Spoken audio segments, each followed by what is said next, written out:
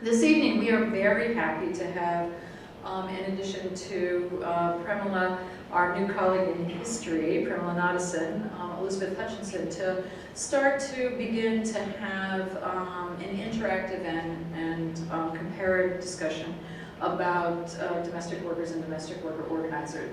And the organizer of this particular conversation is our good colleague in history, Nara Milanich, who is going to serve as this evening's moderator. Nara is an associate professor of history, and she wrote an important book called Children of Faith, Childhood, Class, and the State, and is currently working on a new book which is got the working title of Family Matters, Testing Fraternity in the 20th Century. She's been a great colleague for us, a great supporter of students here at Barnard and of faculty colleagues and of the type of work that BCRW does, so we're very happy to have Nara moderating this evening, and I'm going to just turn it over to her and she'll introduce our speakers and the conversation will begin. Thanks again for coming. Thank you, Nara. It is a great pleasure to welcome these two friends and scholars and colleagues to this panel today. I can't think of two people whose work better complements one another. Can everybody hear me? Yes. Than Liz and Premilla.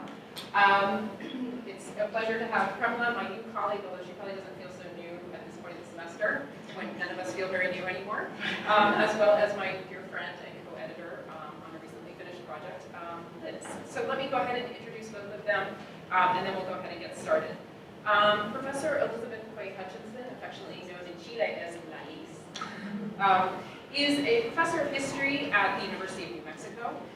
She focuses on modern Latin American history, Chile, the southern cone, that is to say Argentina, Chile, Uruguay area of Latin America.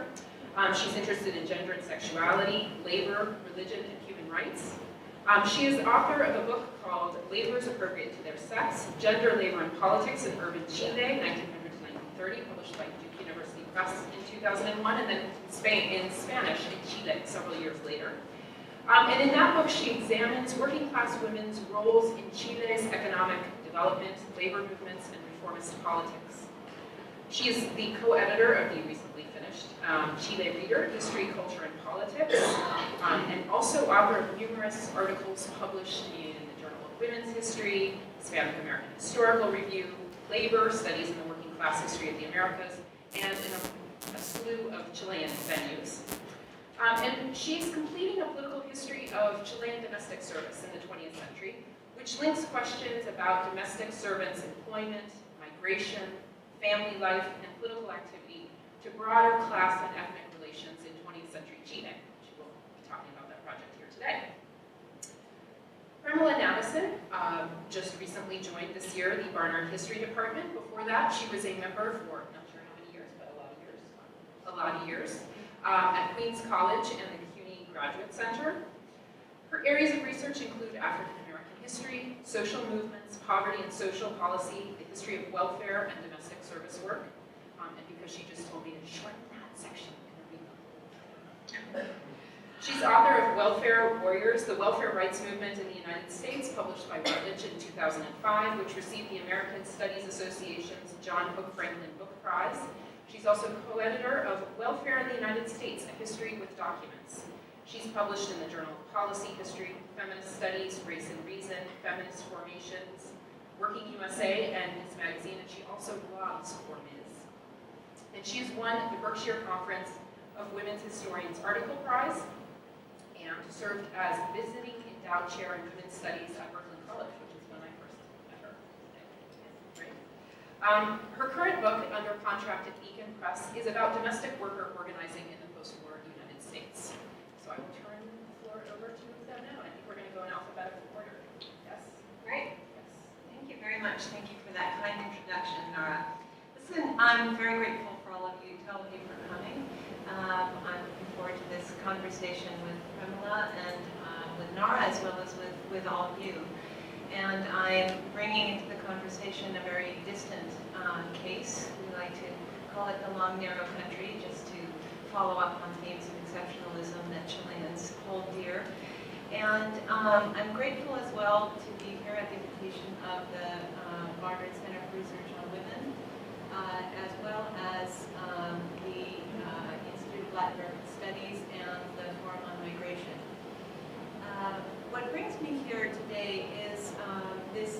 ongoing research and writing that I've been doing on the history of domestic service in Chile in the 20th century.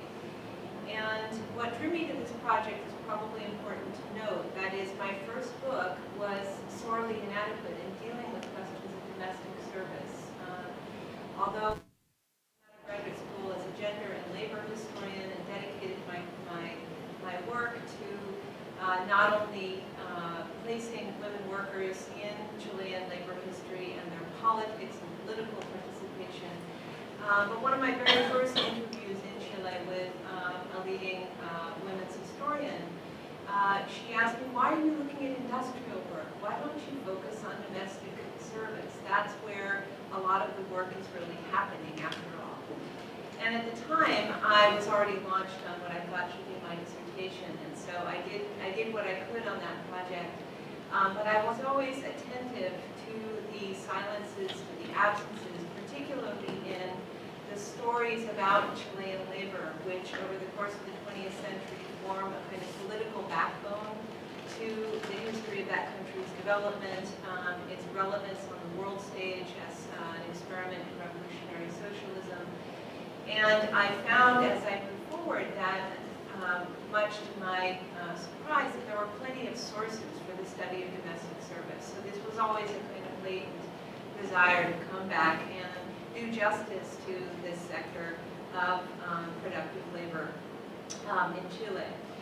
And so in the present work, what I try to do is in placing domestic service relations and workers themselves, and particularly their political participation at the center of the story, is try to turn on its head some of the dominant assumptions and more iconic notions about what labor history in Chile has been and should be about, which I often characterize as about sweaty male workers, right? And there's sort of a notion of this very deep in the Marxist historiography that we're all familiar with from different fields, that in itself, in its essence, is marginalizing and exclusive of men and women engaged in service occupations, particularly in private homes.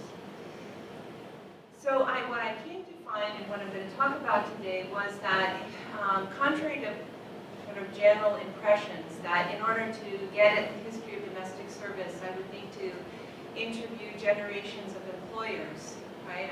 Many people suggested that I interview them, right? That their families had always employed servants, so they would be appropriate subjects.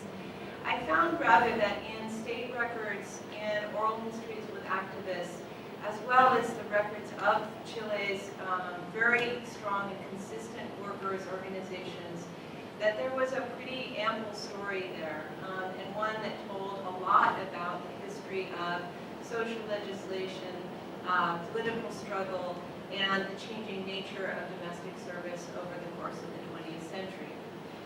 Some of the questions that I focus on in the work, because of those sources, are inherently political. So Nara noted in her introduction that I'm really working on a political history of domestic service because I follow this activism and associationism as a kind of narrative throughout the 20th century, asking, were these forms of association and the innovative projects that they inspired unique to Chile, or do they reflect broader concerns in Latin America among domestic worker activists?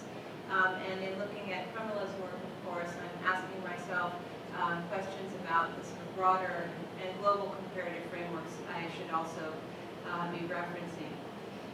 In talking to you guys today, what I want to examine first is the question, just briefly, of legal exclusion and marginalization, which of course is a trope of many of these histories of activism, and rightly so. But my real focus is on the opportunities for support for domestic workers and alliances that were available to those activists throughout the 20th century. Some recent works on Latin America have emphasized domestic worker activism and legislative change as a phenomenon of late 20th century politics. In many countries, the transition to civilian democracy was accompanied by a relative increase in the influence of women's movements and of feminist leadership in government. And this, of course, led to legislative debate and some really important advances in legal protections to domestic workers.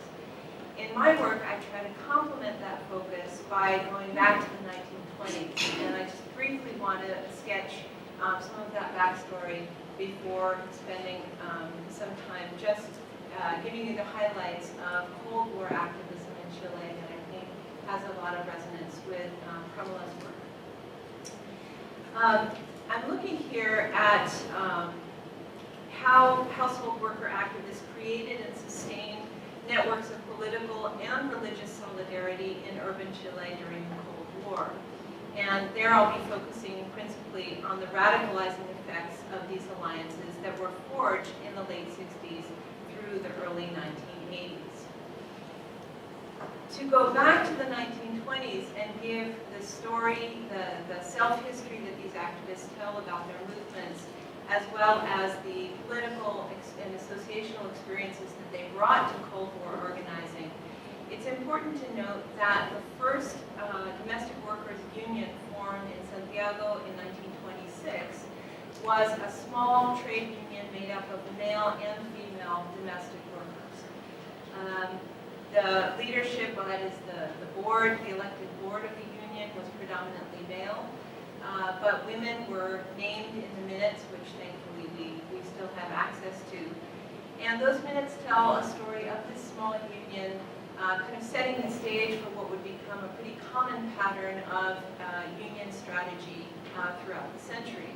That is, they like their colleagues in other urban trades, they cultivated ties to political parties, participated in broad political activities with workers in other trades, and even cultivated some pretty effective links to the late 1920s regime and into the 30s regime of Ibáñez.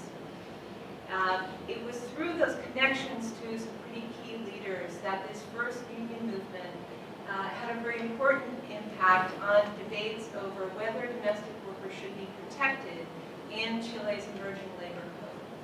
And not unlike the United States, the late 1920s and early 30s was a period in which labor inspectors working for the state, social workers, as well as politicians, were preoccupied with addressing social unrest and social inequality by consolidating broad articles of labor protections for Chilean workers. Despite the pressure of the union on the state, however, the 1931 Labor Code in Chile significantly recognized domestic workers as part of the code, but gave them a separate article describing their labor conditions, as well as the opportunities through which workers might negotiate what were called contracts, but not really regulated by the state. Stated at the outset that there should be hour limits for domestic workers. But in setting all of these provisions aside in a separate article, the Chilean Labor Code effectively made it impossible to regulate, because none of that article was incorporated into the broader regulatory apparatus of the Labor Code. That exclusion, or that sort of separate treatment of domestic workers, became, in the Chilean case, the grounds for repeated political activism and strategizing among union organizers through the 30s and the 40s. And I think it's important to note here that the first allies of household workers in this kind of political activity were some members of left parties, but more importantly, medical doctors, labor inspectors, and social workers, all of whom in their professional investigations and their theses were very careful to point out the ways that the lack of regulations of household labor were detrimental to the working conditions and the dignity of household workers in Chile. So they constantly, along with union activists, these professionals were engaged in protesting the ways that the labor code marginalized household workers pointing in sort of repeatedly to the nature of paid household work as work worthy of regulation within the labor code. And I think this is an important precedent for what follows. The second important precedent I would briefly point out is that in Chile, as in some other Latin American countries, Brazil, Peru primarily, the Catholic Church actually became a key organizer of household workers in the 1950s. In the case of Chile, this was a progressive wing of the Catholic Church, the Catholic Worker Youth Organization.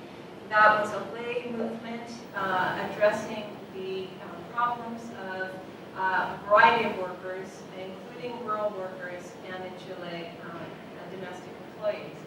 But Chile is just about the only case in Latin America that we know of where that organization or that impetus from the progressive church actually manifested as a mass organization, right?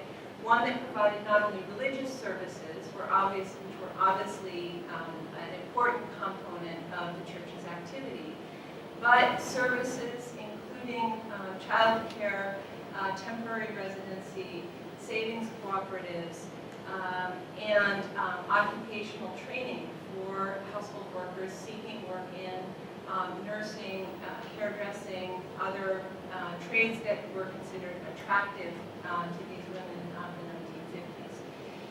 1950s. That again is an important precedent because it lays the groundwork for what in the Cold War is the basic organizational structure of more radical organizing as the Cold War deepens in Chile and Chilean politics become increasingly polarized.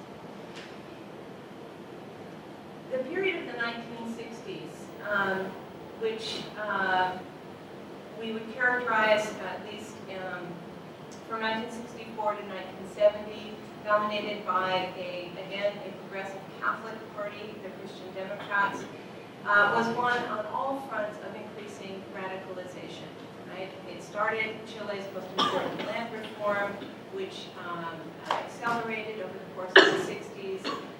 Similarly, union politics became more politicized and more fraught.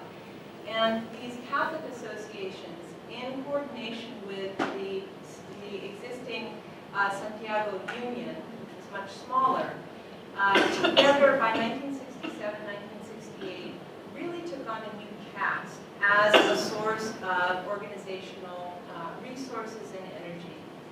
And in 1967-68 in particular, the Chilean Catholic Church, the leadership, the highest leadership of the Catholic Church, was actually incorporating messages about household workers into homilies and pastoral letters, urging the Chilean state and legislators to pay more attention to the exclusion of household workers from the labor code.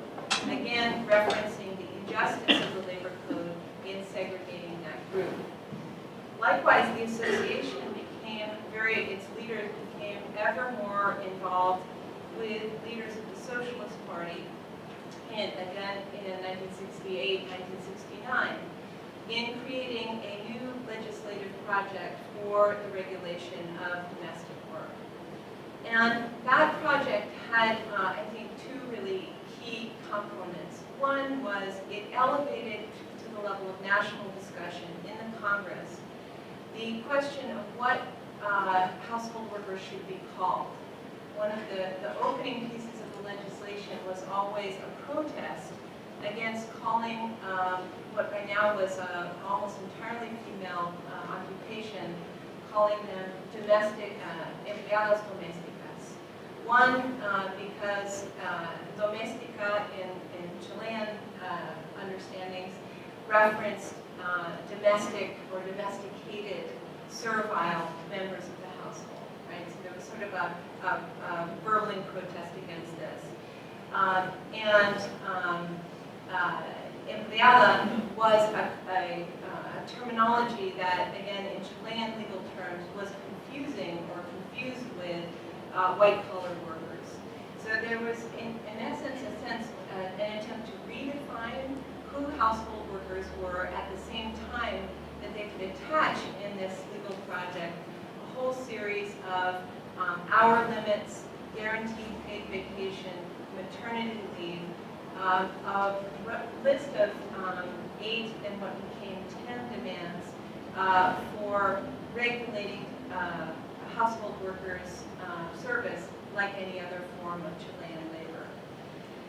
The interesting thing about this project, which was sponsored by Socialist Deputy Carmen Lasso, was not only that it was proposed and debated throughout 1971 and 72, but that it then, the proposal of the law circulated in this national Catholic and union organizations and was widely debated, right? That this was something that was consulted with the activist base and brought back to Carmen Lasso for modification.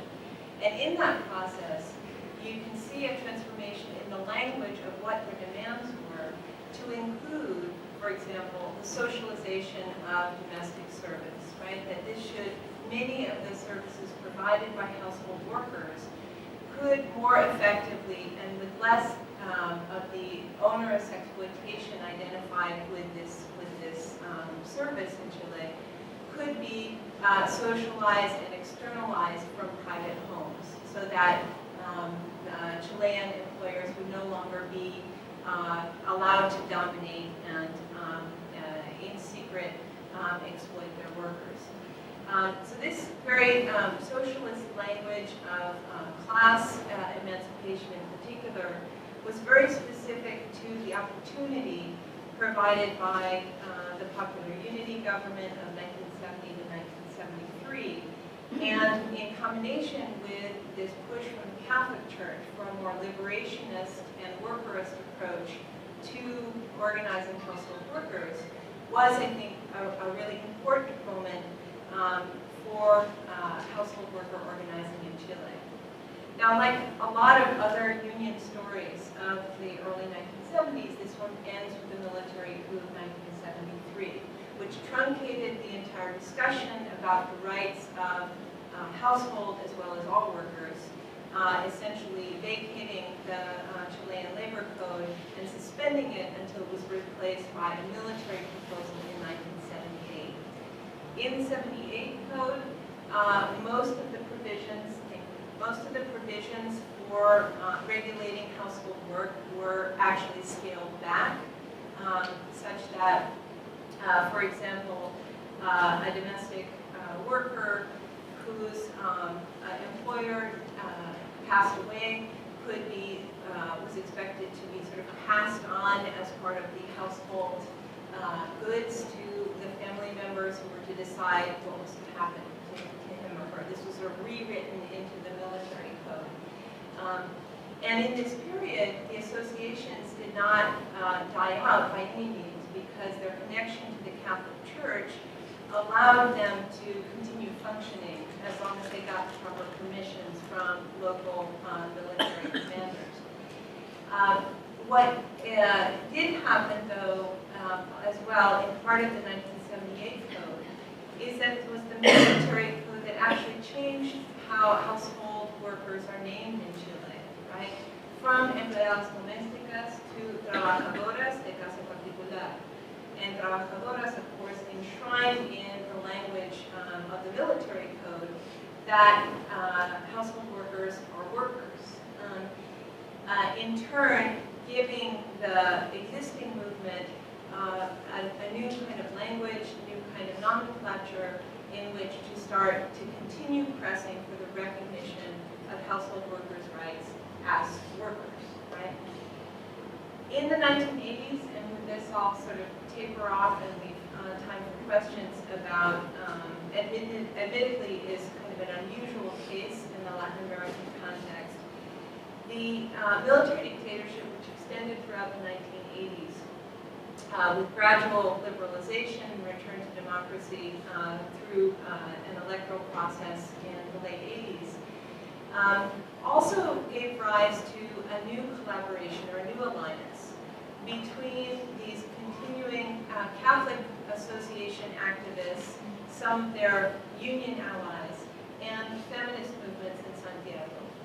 In 1981 and 82 in particular, the Center for the Study of Women, which was a non-governmental kind of think tank and a refuge for a lot of feminist activists in the 1980s, organized a major conference inviting some of the longtime representatives of the household workers movement to their two-day workshop, and forged a kind of a strategy for household workers politics as women's politics as well. And many of you would recognize the language of feminist solidarity that motivated many of the feminist speakers at the conference. But one of the specific outcomes of that alliance was, first, it made household workers a continued subject for feminist research and testimonial work in Chile throughout the 1980s, which really foregrounded the kinds of contributions that household workers activists were making to struggles against dictatorship, right?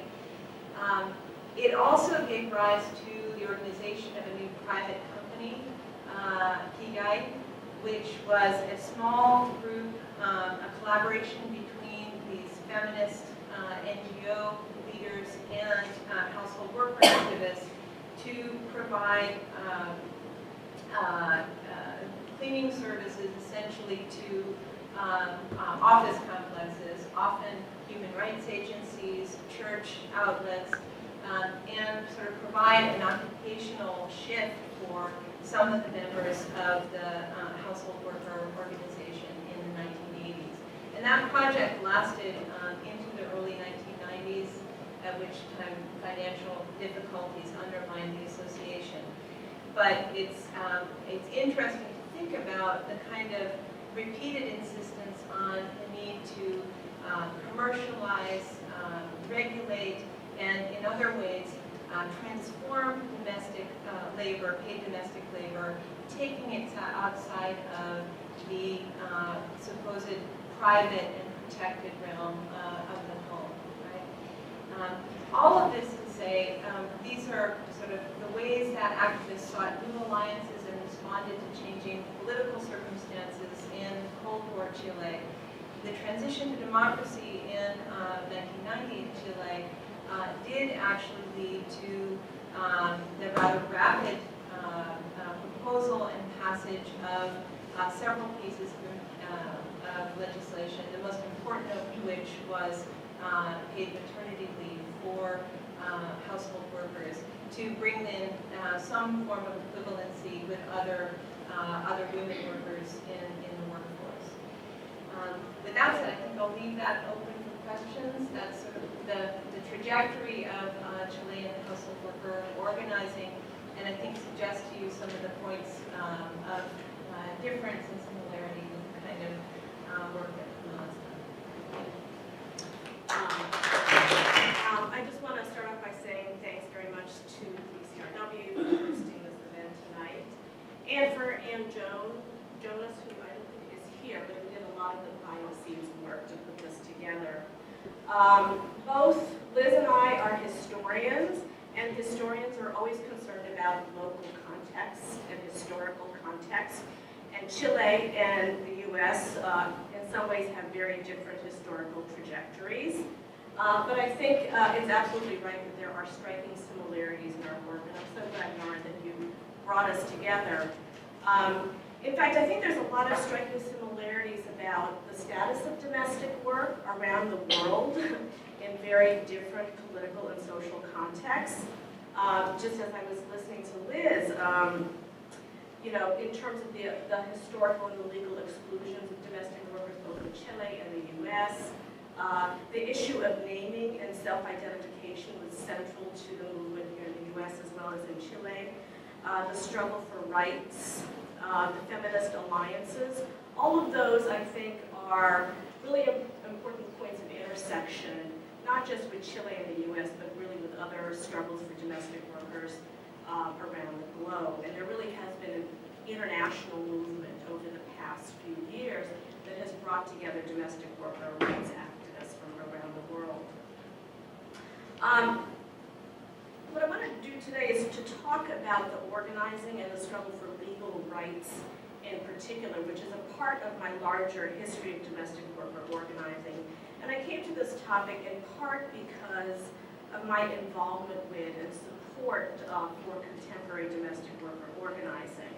I've been an active supporter for about 7 or 8 years now, and observing the movement has really made me think much more deeply about the relationship between rights, race, culture, and social change.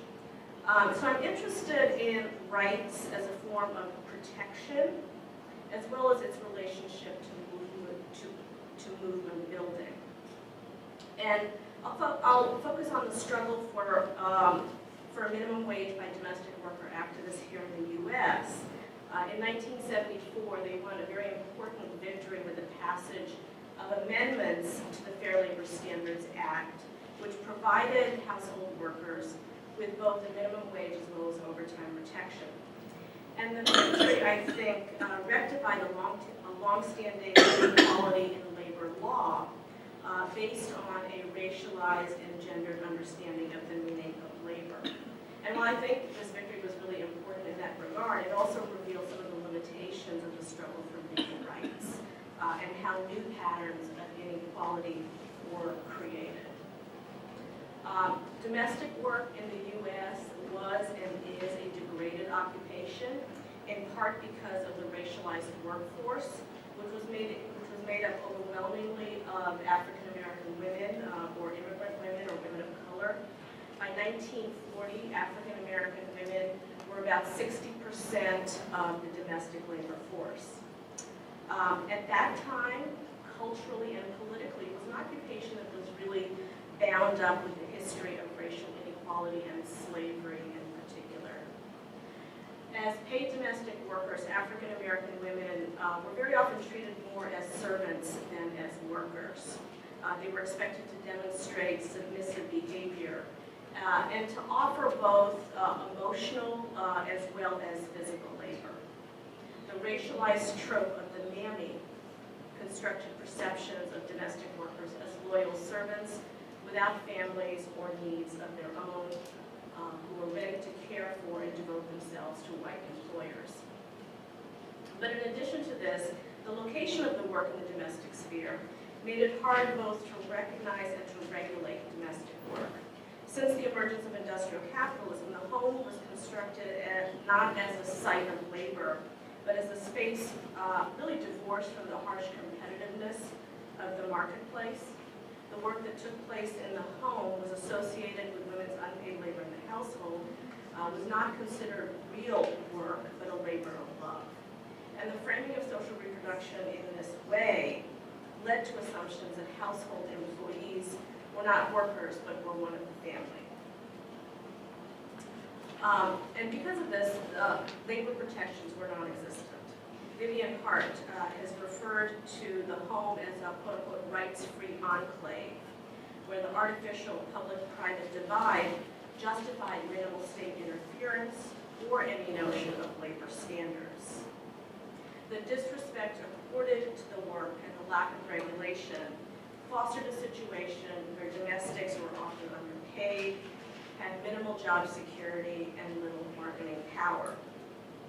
The lesser status of domestic work was both reflected in and constructed through its historical its historical exclusions from labor law in the 1930s. Labor rights were a cornerstone of the reforms in the midst of the Great Depression, and these were the reforms that guaranteed many workers the basic economic supports, things such as minimum wage or overtime pay, Social Security upon retirement, and the right to organize and bargain collectively. And I think this was a really important shift in government policy that extended social citizenship rights to American workers and really for the first time offered a safety net to the poor. But the New Deal also fostered inequality within the working class by reinforcing and recreating the racialized and gendered hierarchy of the labor market. So those without regular employment qualified for less generous benefits. But even among those who worked full-time, not all contributions to the labor market were equally valued. So the white male industrial employee, the sweaty male, I don't know what the phrase you use. Minor. Yes, the miners, became the prototypical worker that informed assumptions about what constituted legitimate work. And much of the paid work performed by women and African Americans, including agricultural and domestic work, did not receive the benefits of social citizenship. And this established what Professor Eileen Morris has called a racialized, gendered state.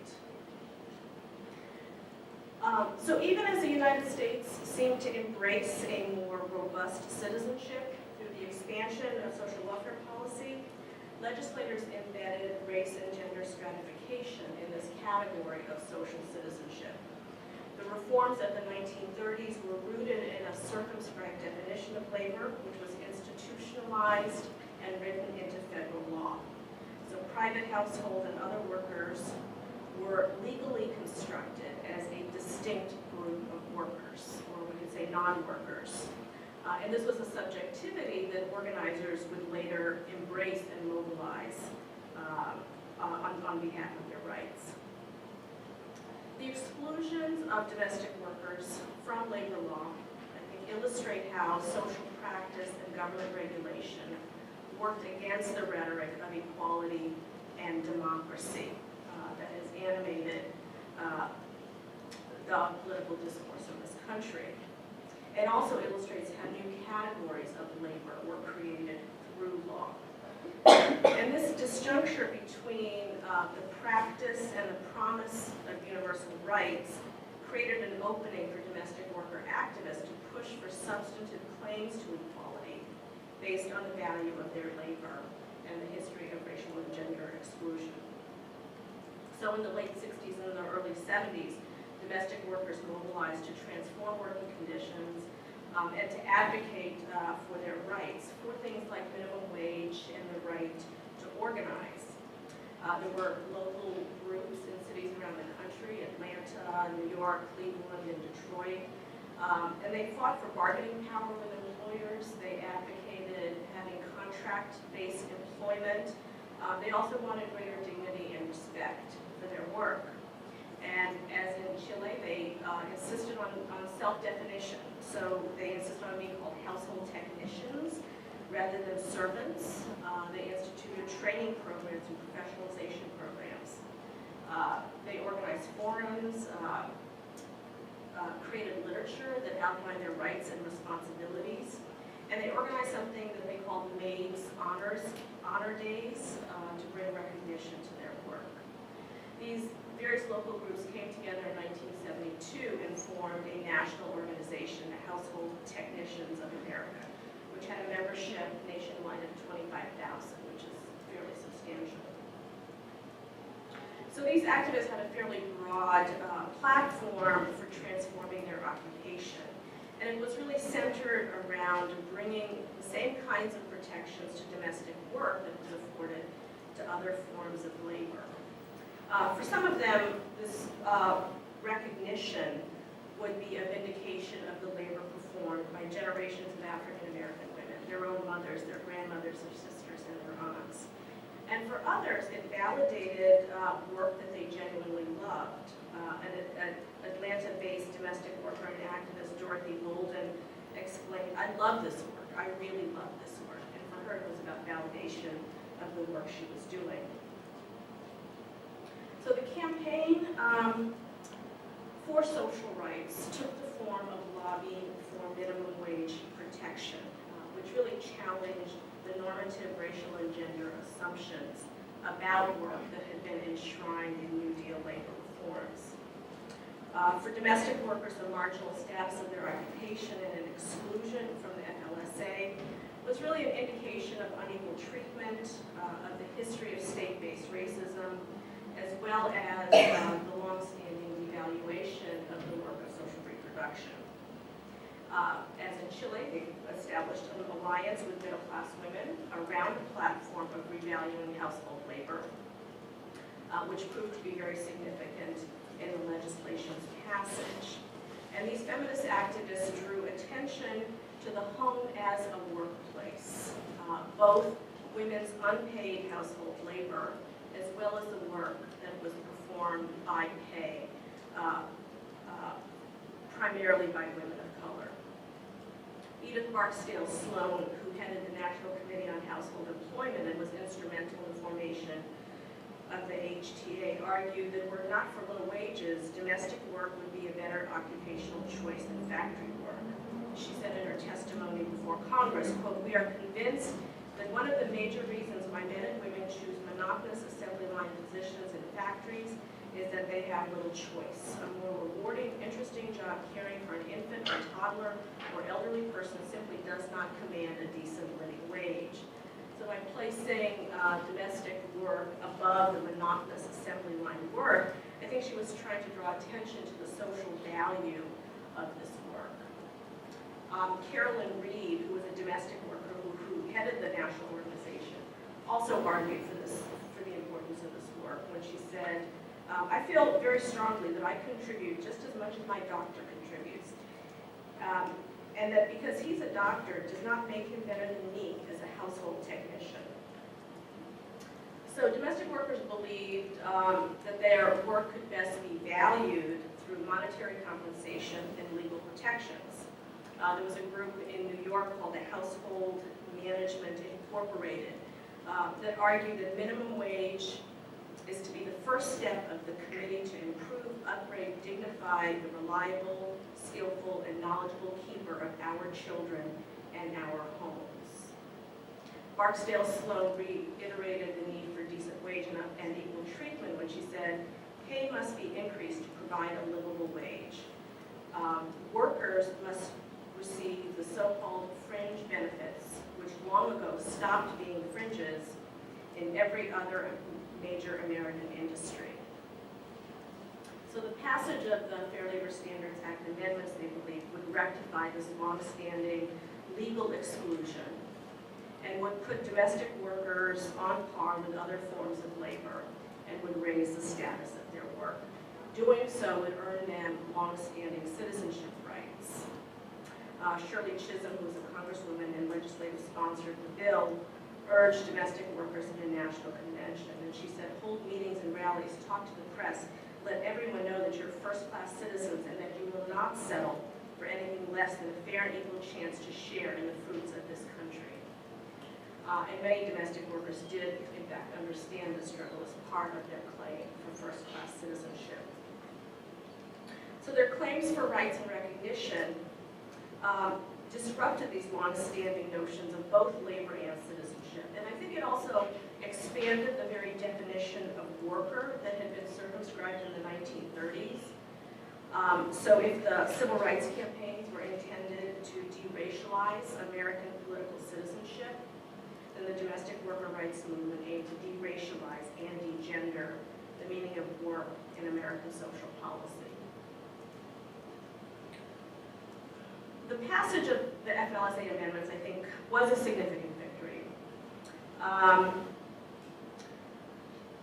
that I think addressed this longstanding inequity.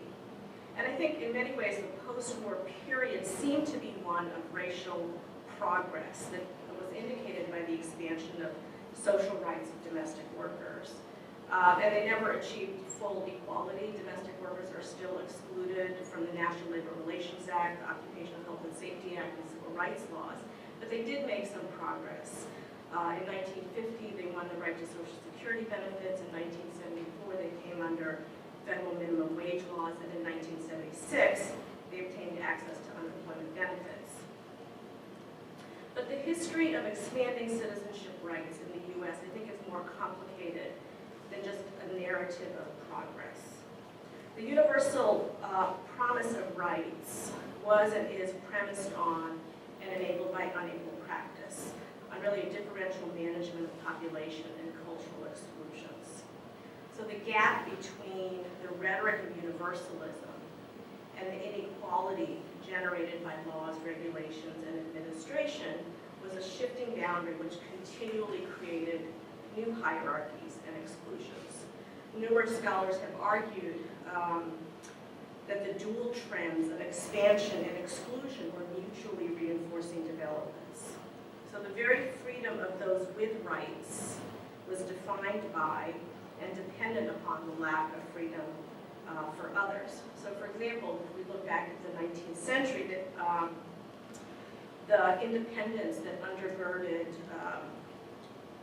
the arguments for suffrage, for universal white male suffrage in the early 19th century, was contrasted with the perceived dependence and the simultaneous restriction of rights for women and African Americans. So the universal rhetoric that characterized citizenship existed comfortably with inequality and exclusion because of the way in which race, class, gender, and other forms of social distinction justified that inequality.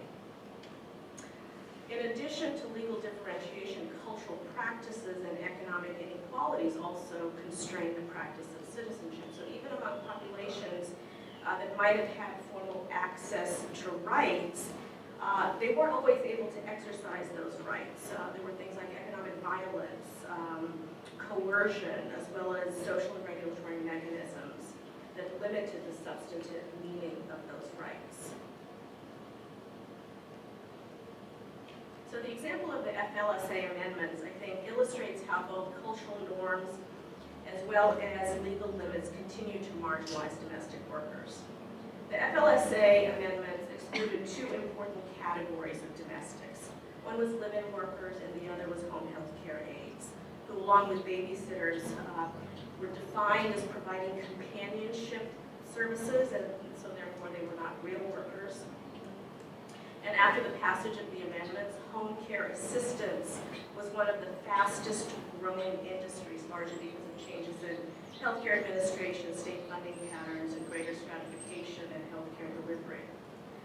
So domestic workers, especially African American women, increasingly left private household labor for institutional employment to work as nurses, janitors, and home care workers. So they essentially left one unprotected occupation to move into another unprotected occupation. The exclusion of live-in workers also became important with the influx of immigrant workers. As live-ins, these new workers were not entitled to minimum wage protection. So I think the point here is that the legal recognition of the category of domestic work at the same time narrowed that definition and it removed protections for some people. So the FLSA attempted to mitigate equality within labor law, but also created new forms of hierarchy. In addition, the enduring belief in the public-private dichotomy made enforcement of the new law very unlikely. So the everyday practices, the micropolitics of domestic work, the way that employers and employees interacted, the expectations of subservience, these kinds of things continue to create meanings about domestic workers, race, gender, and labor more broadly. So the cultural production of domestic workers as less worthy and as not real workers continued in the ostensibly private space of the home. And this was compounded by the fact that the vast majority of workers are still women of color. So in short, because of the isolation and the lack of of social and economic power of domestic workers, they really were not in a position to effectively exercise these rights of social citizenship. And another factor in thinking about whether or not the FLSA amendments led to substantive citizenship for domestic workers is to consider the shift from largely African American to immigrant labor. The 1965 immigration reforms created a growing pool of low-wage workers, many of whom entered the field of domestic service. As May 9 has argued, in addition to allowing some new immigrants to enter legally, the new law heightened the distinction between legal and illegal immigration, making those without documentation even more vulnerable. As the American economy relied more heavily on immigrant labor, undocumented immigrant social rights were increasingly restricted over the course of the 1980s and 1990s and came to cover a whole host of social privileges and rights. And labels such as illegal were used with greater frequency, and people were criminalized. Is my time up? Were used with greater frequency, and people were criminalized simply for being present in a geographical location without proper documentation. So differentiation between documented and undocumented, between immigrants and non-immigrants, led to further marginalization of those engaged in domestic labor.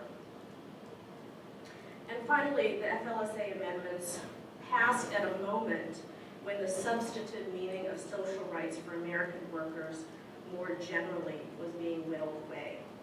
So a combination of inflation, unemployment, and diminishing power of unions, the declining social services, rising income inequality, all eroded the very value of the minimum wage. Both the state and capital turned their attention to the values of neoliberalism and profits gleaned from globalization, with waning commitment to the well-being of the American people, whatever their citizenship status. So domestic workers won recognition as workers and minimum wage protection when the value of those rights was diminishing. The question of citizenship and rights as a tool of regulation and population management raises the issue of new forms of difference and exclusion, as well as political mobilization. In the United States in the 1970s, legislative victories were products of a social movement, and I think in many ways the passage of the amendments validated the organizing by domestic workers.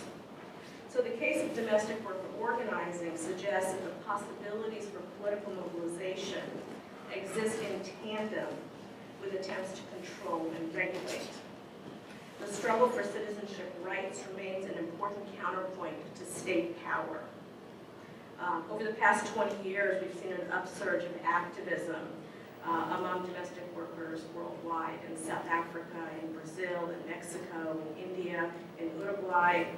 And domestic workers have organized both as informal workers as well as a part of the excluded sector. And I think in some ways their very marginalization has fueled the organizing.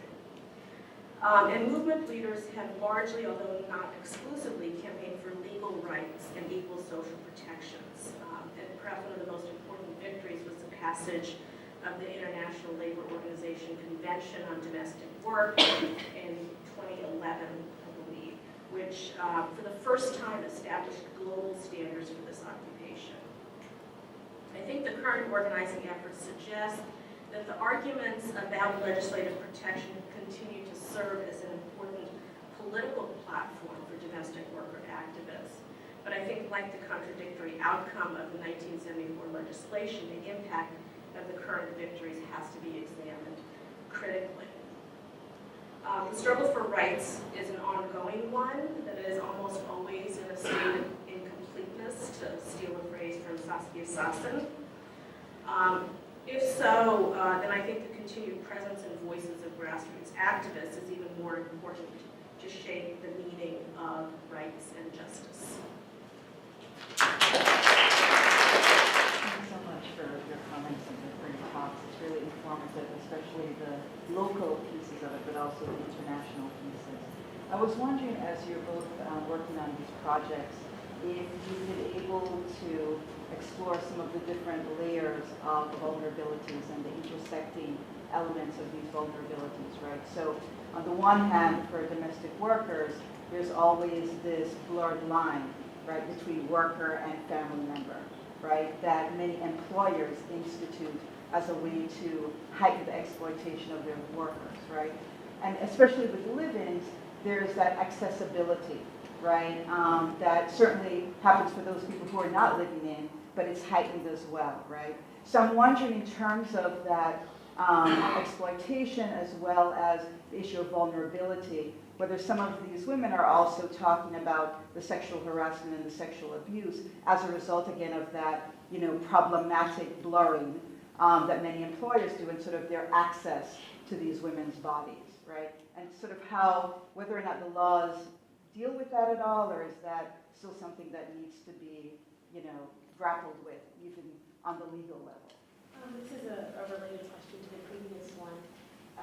Lizzie mentioned that when you first started this project, lots of Chileans told you they should talk to you. You should talk to them because they had their daughters employed domestics.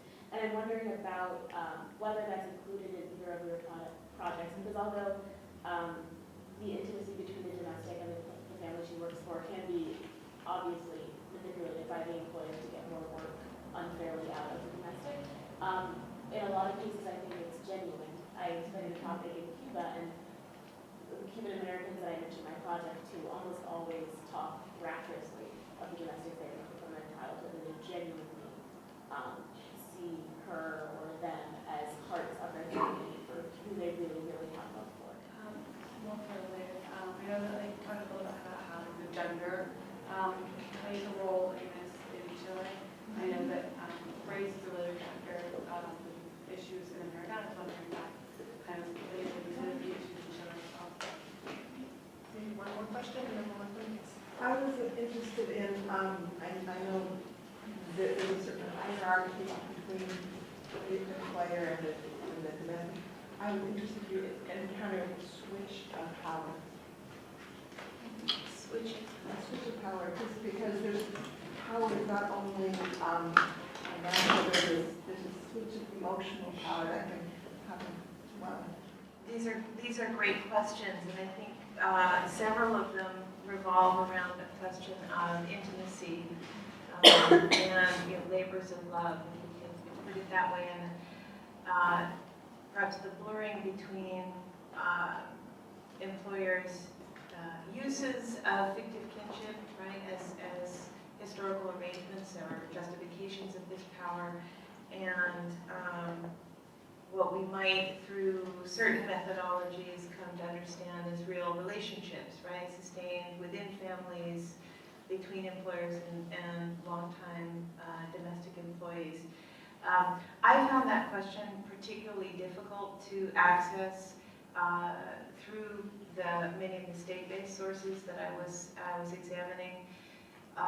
The question of family intimacy, fictive kinship, really is very much suggested in a lot of the social work studies of the 30s and the 40s, for example, but was most often mentioned or examined by professional social workers as a mask for further exploitation. So again, the stories of intimacy and interdependency, if you will, that flipping you're describing, was always in the end of their analysis really seen as another a mask really for the economic and at times sexual exploitation that they observed in the case studies they were recounting.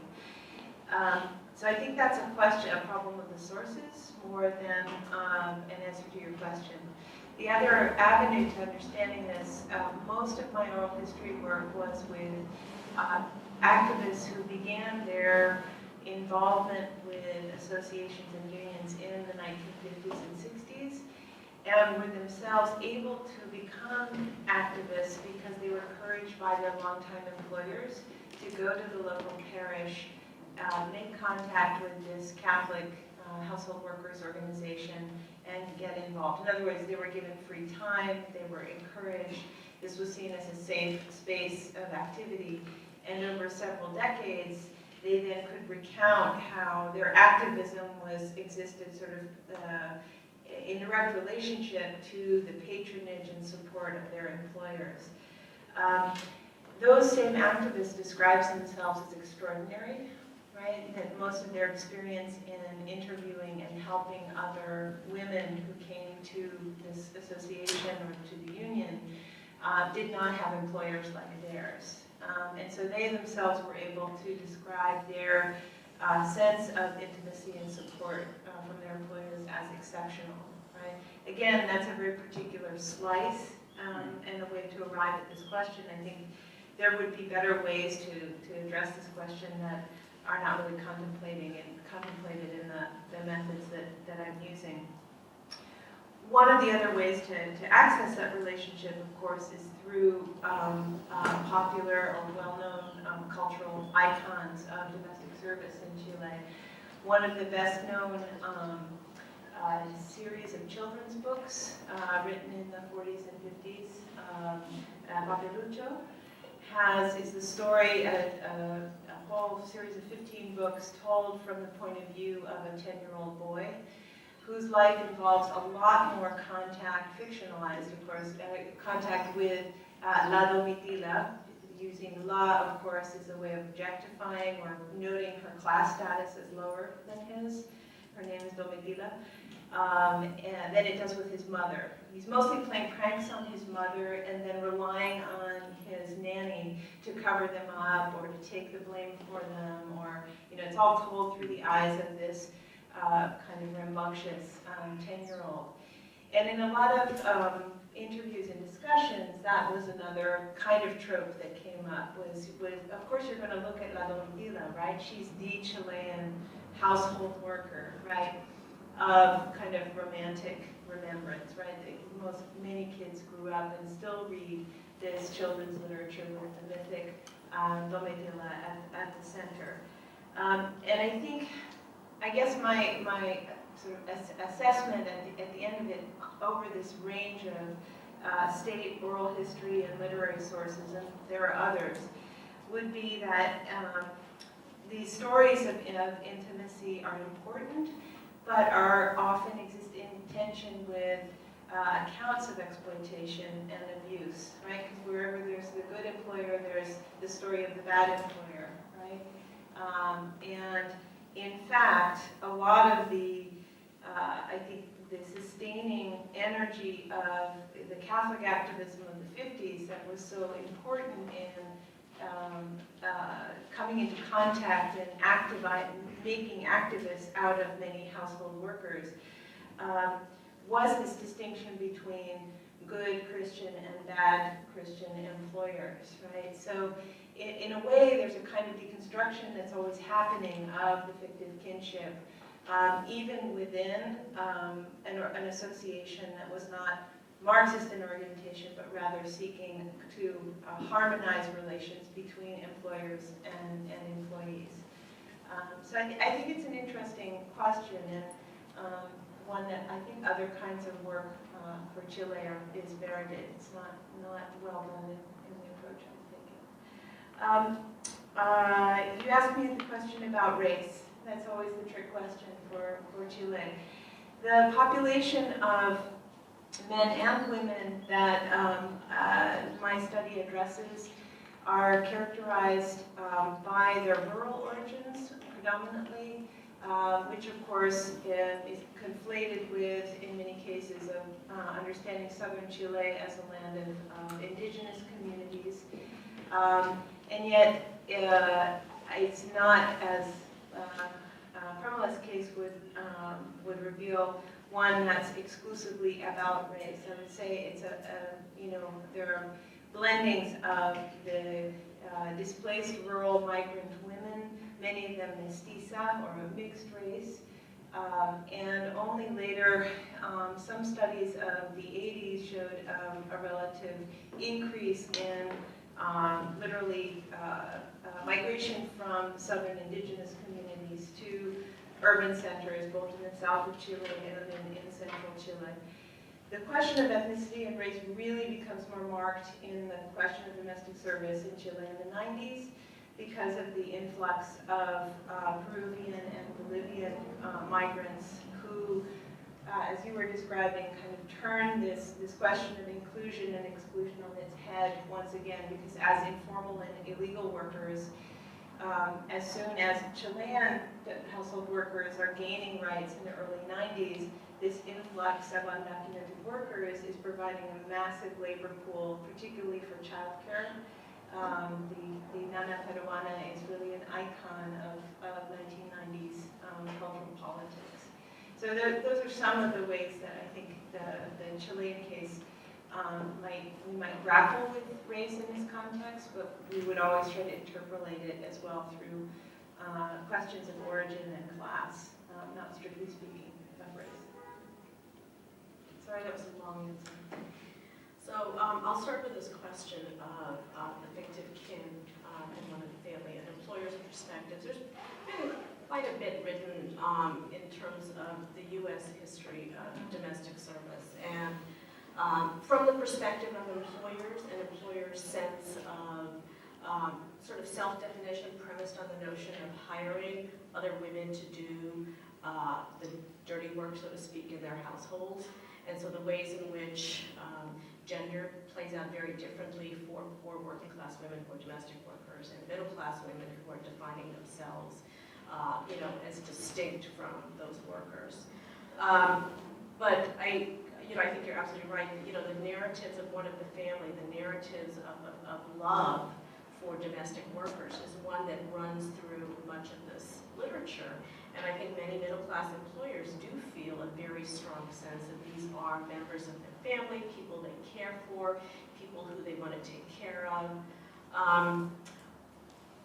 Nearly everything I've read from the point of view of the employees says something very different. And it says that, I think there are lots of workers, domestic workers, who have affection for their employers, but they would never call themselves one of the family. And so I think there's a very different sense about that, about their role and their place in the family. The women I'm looking at, in the 60s and 70s, African American women were leaving domestic services at a very fast rate. So the numbers of African American women in this occupation were declining drastically. And so, it poses the question for me of the women who decide to stay in the occupation, and not only stay in the occupation, but stay and fight for their rights as domestic workers. And these women seem to love what they do. They seem to love their work. They seem to enjoy what they do. They are not looking to leave the occupation. They're looking to upgrade the occupation. And I think, in a sense, they're not representative of all domestic workers because they're activists. But they do talk about their love for their work and how they want to continue the work and they want to make it better. Their key issue is they want to be treated as workers and they want rights and they want respect. I think because they understand the emotional component of the work, that question of sort of flipping the power is actually something they're very cognizant of. So there are chapters all around the country. One of the women who I quoted, Dorothy Bolden, was in Atlanta. And Dorothy Bolden was not somebody who favored strikes and militant action. She believed very much in encouraging domestic workers to negotiate with their employers. And she would tell workers all the time, you have power in this relationship. These families need you. These families love you. These families want you. And because of that, you have more power than you think you have. So use that power of love, that power of emotional connection, as a way to bargain for higher wages and better working conditions. So I think there was a sense of the ways in which that emotional power could be used to their benefit. The question of vulnerability and sexual abuse is something that we know from lots and lots of sources was a huge problem in this occupation. Rape, sexual assault.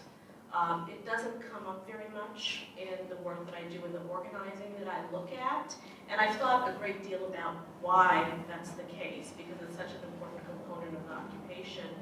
And I think part of it has to do with this particular movement that was attempting to focus on their status as workers and attempting to identify their strengths as workers and their power as workers, and really shied away from the issues of vulnerability and the issues that I think might expose the ways in which they were vulnerable.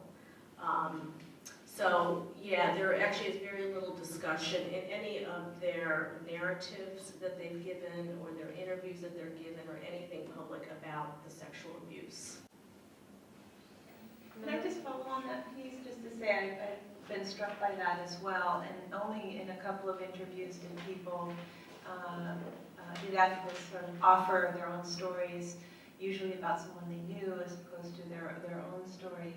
And curiously, I think what you say is right. I think to the extent that I see, at least in the Chilean case, the discourse of the movement, or its sort of dominant rationale, moving towards rights-based struggles, particularly in the late 60s, it's as though the vulnerability, sexual vulnerability, kind of drops out of the story. Where it's really strong in the story is in the 1950s, where the story of, you know, women's sexual virtue and the need to band together and protect that, and for individual women to be strong in, speaking out against abusive employers, is strongest in coming from the church, which emphasizes these tropes of the vulnerability of the migrant young women displaced in the city and in need of the protection of the church and its associations. So there's obviously an institutional self-interest at work here as well, right? I'm not volunteering this as a panacea to the sexual exploitation that was and is prevalent. But I do think it's interesting that movement, in its leaders, both clerical and lay leaders, almost fascination with vulnerability as the problem, and dignity, or the self-assertion of one's own dignity as the answer, right, through organization, through the church, that they were in effect much addressing this kind of vulnerability, I think, in a much more immediate and systematic way. They did that by emphasizing in the publications and in these domestic household worker activities, emphasizing the many ways in which these young women's virtue had to be protected. And that was from not only the men of the household, their employer's household, but from corrupt suitors in the city. They might meet at the market, sort of a notion of public space as dangerous sexual space for these women as well. So it had a sort of wider framing that was not confined to the question of private household abuse, sexual abuse, right? But at least in some ways, there was a recognition, I think, that this was a preoccupation of these girls, and in particular the families that they came from. I want to ask you, in Chile, for example, and perhaps Argentina, if you know, can we make any connections between domestic workers and the Catholic Church being supportive, if you will, in their organizing, and then under Pinochet, for example, the Arrieras, and women being able to come together and organize and then let the world know what was happening to them through the Arrieras. And in the United States, I was thinking about, you mentioned briefly suffrage movement. And I was thinking also there about women organizing across class, and perhaps the abolitionist movement. Can we make any historic connections, do you think, to what we learned in the past to how we use it in the present? Or organizing across class in the suffrage movement or the domestic worker rights movement? Well, did we, when I say we, I mean women, did we learn from what came before, or what was happening at parallel times? I'm just interested if we could widen the conversation. I was wondering if you had the chance to look at male domestic labor in order to try to deconstruct the gender issue. I was wondering if they got more rights because they're less seen as emotional and less to be giving love, and if that deconstructed the entire gender issue. Or not the, you know what I mean? Yeah. I am from Damayan. We organize Filipino domestic workers. I myself have been a domestic worker for about 20 years in the U.S. So I'd like to discuss some points about the kinship and the affection between the domestic worker and the employer, and the issues of exploitation in the industry. So, because I was also a part of the movement in the Philippines, and studying our history, we know that the value of domestic work in peasant families was quite high in the feudal era, when the society was dominated by landlords, and many of the workers were farmers. But then when our society became more so-called capitalist, the distinction between the work of the man and the work of the woman inside the home has been more distinct. The man clearly is being paid for his labor outside the home, and the woman who's working inside the home, her labor is not paid, right? So when the crisis in the Philippines happened, because globally there is also a crisis, the women were the ones who took on the challenge to go abroad to find livelihood in supporting the family. Why is that so? Because in the Filipino culture, the last resort for the family survival is the woman. So call it gender oppression, maybe, I think so. Yeah. So it's the women who left the home, the country, to do different kinds of work abroad. And when we came here in America, the only work that we can find is domestic work. So yes, there are stories about good employers, yes. But in our experience, we have about 1,000 members, although not all of them are workers. We have, listened to our own stories, shared our stories. The good employers are a minority in this industry. The majority are not good employers at all. And the reason for that, I think, is mainly because of the culture here, even in America. Looking at domestic work as not real work. That it's something that you extend to a woman so that she can, have something to support herself and her family, but not fully acknowledging that she's doing labor and that her labor inside the home has to be fully paid. So for me, it's really a mask for exploitation, for further abuse of our labor, because when we're not recognized as workers, you're given 10 lists, and the longer you stay in that family, your list, grows longer.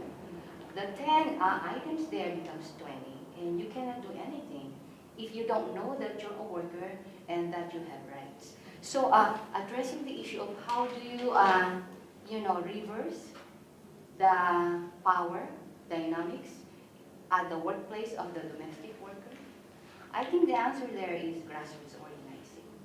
Our laws are very inadequate, right, to protect the domestic worker, in that isolated workplace. So what we did is organizing. So one-on-one, I have here, a trafficking survivor. She's now the chair of our board, and she was able to transform herself through our organizing. Thank you. Do you want to kick on some of those, all of those many issues? Wonderful. Thank you very much, Linda. I am a big supporter of Damayan and the National Domestic Workers Alliance. It was somebody who was here a little earlier. She had to leave. But the National Domestic Workers Alliance has just created something that they call a nanny van.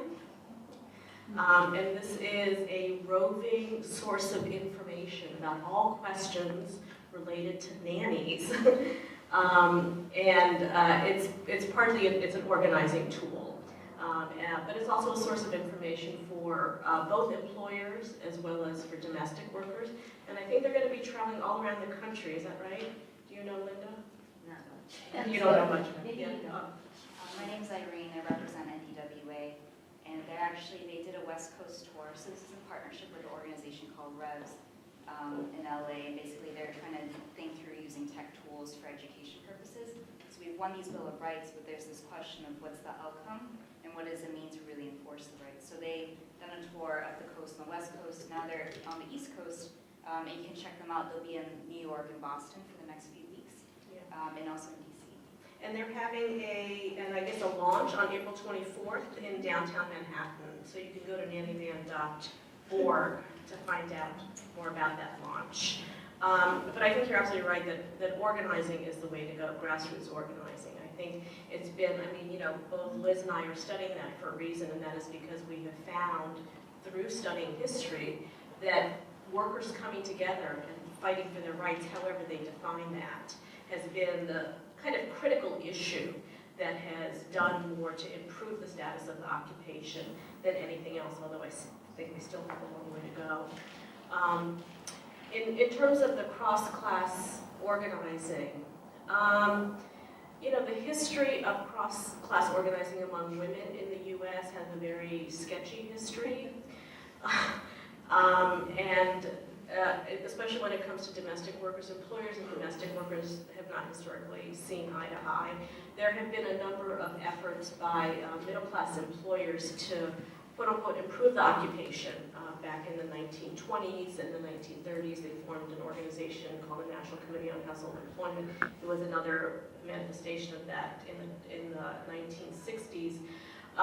But especially in the earlier efforts, most of the campaigns to improve domestic service was really about getting more people to enter the occupation so that employers would have a good, steady supply of workers, because it was the shortage of workers that led employers to try to organize more than anything else.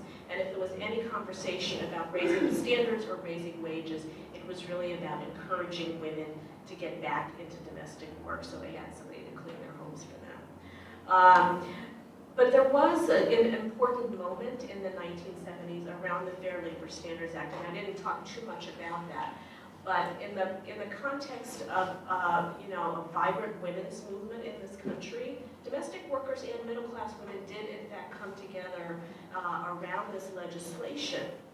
And I think, I mean, we understand why domestic workers would support this, and I think for middle-class women, for some of them might have had to do with, you know, ensuring a steady supply of workers. But for many of them, it was about the need to recognize the work of social reproduction. And they believe fundamentally there was a kind of inherent connection between paid domestic labor and the work that they do and had done in their household. And so they saw a kind of intellectual and analytical connection there that was very important, and I think was critical to the passage of the Fair Labor Standards Act amendments. Well, thank you all for those great questions. I'm going to take them in reverse order so I can end with human rights. I think this question of organizing as an answer has been, you know, obviously a recurrent theme in this work. And what surprised me most as a historian in trying to excavate this history is how comprehensively sort of dominant narratives of union as struggle and union as victory, which are very deeply embedded in particularly the history of the Chilean left, had systematically excluded any mention of these workers and their activism, as though, dare I say, that both historians and left party leaders were themselves so wedded to stories of family intimacy and the inclusion of their own servants and their families, that they really, it was pretty myopic on their part, both intellectually, you know, from the theological standpoint. I was challenged recently at a big domestic workers history conference in Linz, Austria. There was a back row of older Marxist historians who at the end of 2 days of our presentation said, but really it's not work. And in other words, I think there's a very deep commitment, and it may stem from personal experience, it may stem from kind of very doctrinal notions of labor and what constitutes labor consciousness and therefore struggle that have prevented many of these histories from being told. So that's part of what we're engaged in, and in Chile that's definitely one of the struggles, is simply to show that this organizing existed. One of the ways to convince the Marxist historians in Chile to pay attention is to point to male domestic workers as part of that history from the 1920s forward. That's a strategic move on my part, right? To say, look, this is not just women's history, which is kind of where we're relegated as gender historians. But it also fascinates me as a story. And I think it helps us interrogate some of the more essentializing notions of household labor that are really part and parcel of a post-World War world of domestic service. The micro-history for Chile is to talk about those unions included in the 20s, chauffeurs, gardeners, valet, all of the personal service men of what were then larger elite households, and these were long-time male servants. And the legislative story is quite important. When these mixed-sex unions realized that, for example, chauffeurs and cooks had greater purchase in their arguments with legislators if they represented their trades rather than the broader union. They succeeded in 1938 in getting the chauffeurs moved from the domestic service article into the main section of the labor code. They got a modification. And that meant immediately that some of them stayed and participated for a while in the union, but they essentially formed a new all-male union of chauffeurs, as did the cooks and hotel workers and the garçones, the waiters, right, who had private as well as business functions. And so the story of this union is it was founded in 26, it was died and refounded in 34, died and refounded in about 1942. Each time there was less male presence in this union, and by the mid-40s it was all women. Because the men had effectively moved into other trade unions.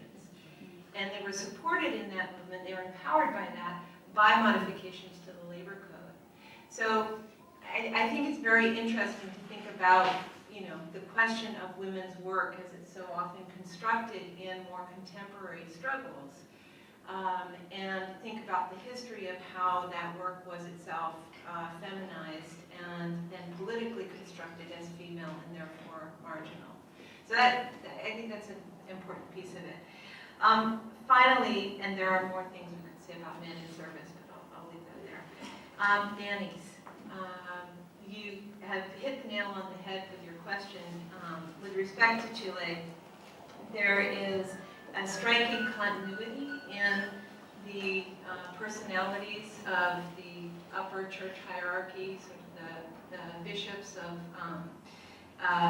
Chile's National Council, of those who, from the 40s really through to the present, those that are still living, who have conjoined and moved backwards and forward, back and forth in their public positions, from solidarity with household workers and support to their church-based as well as union organization, to human rights, the denunciation of human rights abuses. And in fact, this was really made to me as a point when I started the research. Everyone said, oh, for this you have to go talk to Don Bernardino Piñera. And at first I had to learn how to pronounce it, but Don Bernardino Piñera.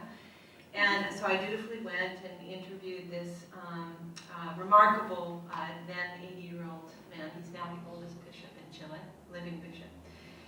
And as I went and said, oh, today I went and chatted with Don Bernardino Piñera, friends said, oh, he was one of the most outspoken critics of the regime. I mean, that's his legacy. And I said, oh, well, that's his legacy over here. But over here, he started a movement that became massive among domestic workers in Chile. And again, nobody knows that about his history. And Don Fernando Aritzia and others as well. They were consistently emitting these messages and devoting church resources to basic services for household workers and support to this specific form of organization. But Chilean history records them as opponents of the regime, liberation theologians, and so forth. But for them, it was integral to the kinds of social justice positions they took. So it's a very interesting story for Chile, I think, that again needs to be amplified a little. I'm afraid we are. I know we're over time. Not only are we out of time, overtime. You were all so patient, and I encourage you to come up afterwards and continue this conversation with our speakers, because I feel like it's just getting started. Thank you so much. Thank you.